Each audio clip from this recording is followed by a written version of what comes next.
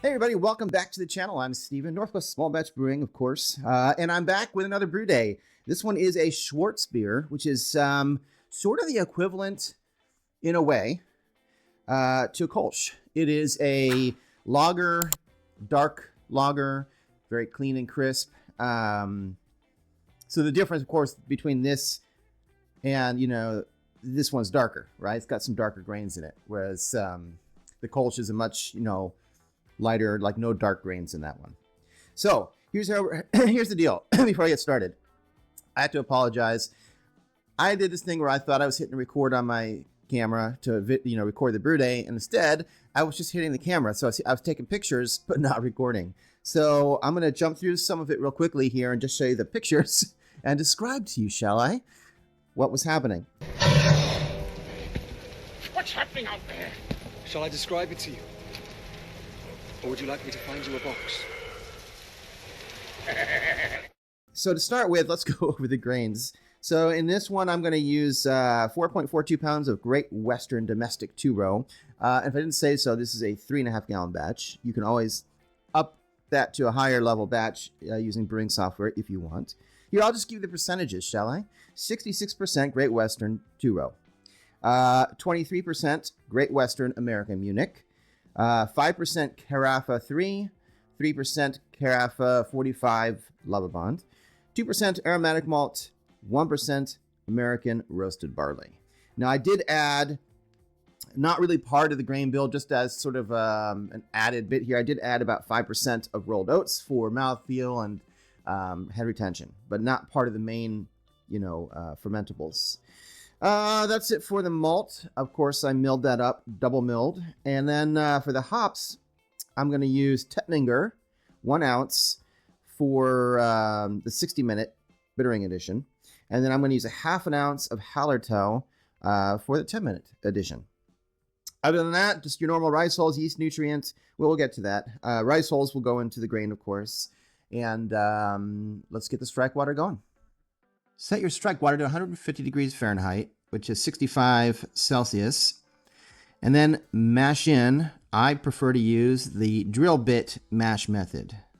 I let that mash overnight, and in the morning, it was time to top mash the dark grains for about 20 minutes, and then drain the main grain.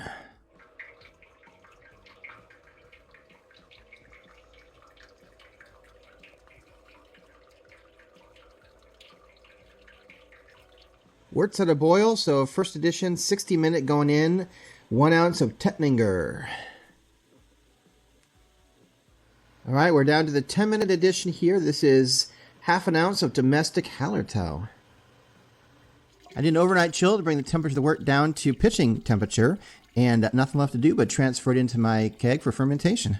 I'm going to add some Fermented K yeast nutrients, and then I'm going to seal this sucker up, but I'm going to shake it for a couple minutes to reintroduce oxygen into the wort.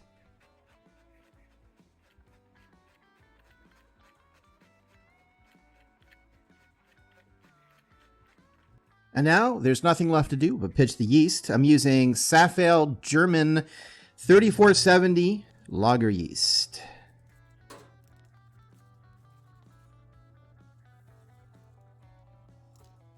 All right, well, it has been about a month, and I don't know about you guys, but I am in the mood for beer. And I guess I can go over the stats, then I'll go grab the beer. So it was a 1051 original gravity. It was supposed to be 1050, so that was almost spot on.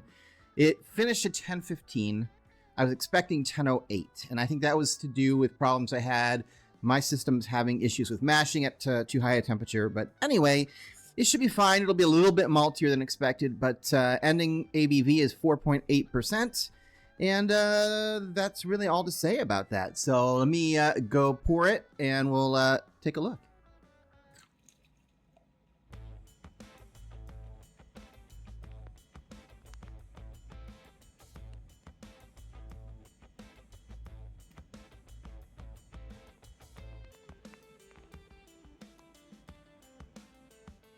Okay, so here we go. So initially here, my thoughts are great head retention.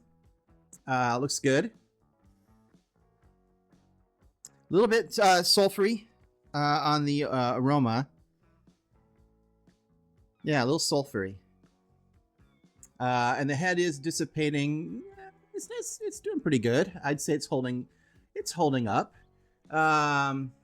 Nice and dark, like a Schwarzbier should be.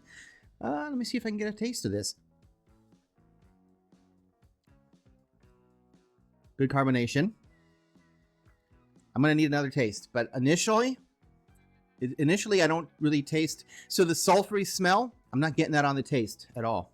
At least on the first taste, like it's pretty smooth. I'm not getting any off flavors, but it takes. You can't just judge on the first, the first taste.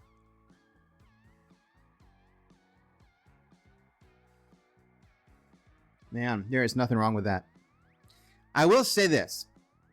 I kind of, sort of, compare this to my Czech dark lager that I made a while back. That was really good.